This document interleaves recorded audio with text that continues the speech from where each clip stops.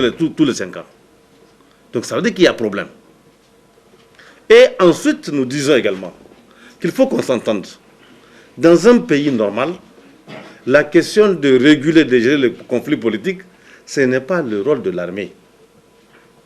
Parce que si c'est le cas, si chaque fois que c'est l'armée qui va gérer la démocratie, mais autant lui donner carrément la gestion du pays, puisque c'est elle qui connaît la démocratie.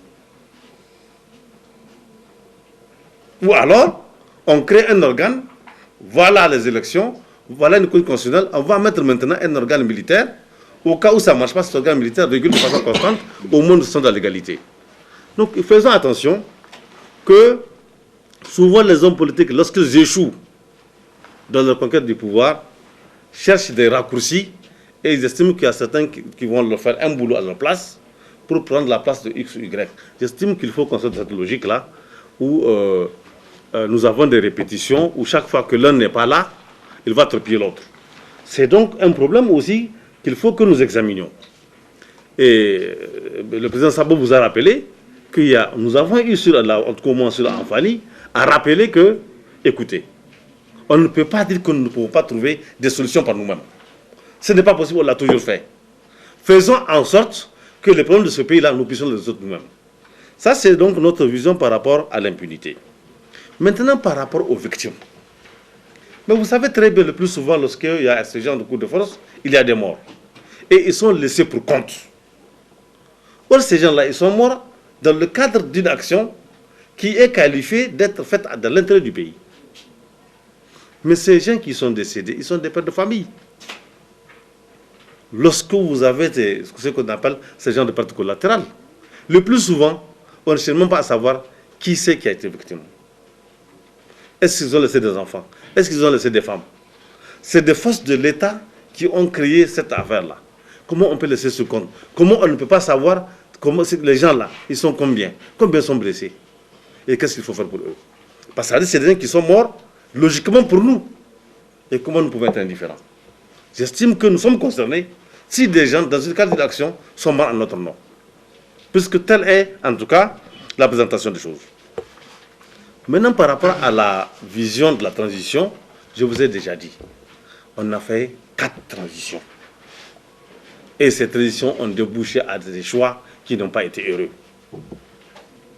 Et c'est pourquoi je dis toute cette question de démocratie. Et quand on regarde, les gens en font un but. Or, la démocratie est un moyen. Le moyen, c'est quoi? C'est d'arriver à faire en sorte de mesurer le soutien interne, c'est d'arriver à faire en sorte que le Nigérien puisse se manger normalement, puisse se loger, puisse s'habiller décemment, puisse avoir un niveau de vie acceptable comme on le voit dans la sous-région. C'est ça l'objectif de la démocratie. Si elle n'atteint pas le bien-être du citoyen, elle n'a aucun intérêt. Et les gens estiment que non, la démocratie, c'est le fait de parler quand on veut, c'est de dire ce qu'on veut. D'accord, c'est très bien. Mais est-ce que c'est suffisant? Est-ce que c'est suffisant? Tout à l'heure, nous avons également soulevé la question des mines.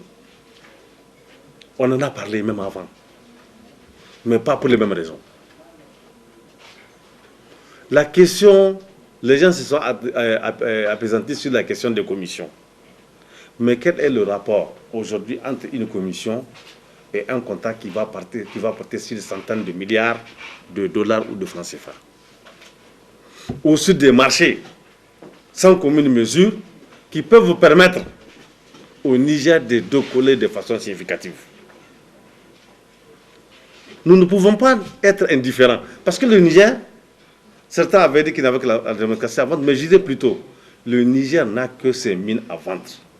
Et on est arrivé à un moment décisif où nous avons la rareté du pétrole, qui de plus en plus n'est pas la source essentielle, où la ressource qui était la plus contestée par rapport à sa relativité est en train de prendre de la valeur. Il ne faudrait pas qu'il y ait des gens qui soient propriétaires des ressources minières du Niger et que nous avons ce qu'on appelle, en tout cas dans l'ère traditionnelle, il y a quelqu'un qui mange le rôti et nous on donne la tête non déplumée. Il ne faudrait pas qu'on continue comme ça. C'est pourquoi nous estimons que les Nigériens, il faudrait non pas qu'ils soient patriotes, mais qu'ils fassent preuve de lucidité.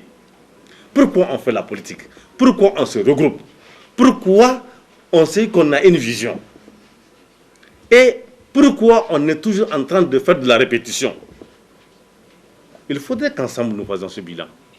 Et ce n'est pas une junte en quelque mois qui va nous régler cette affaire-là.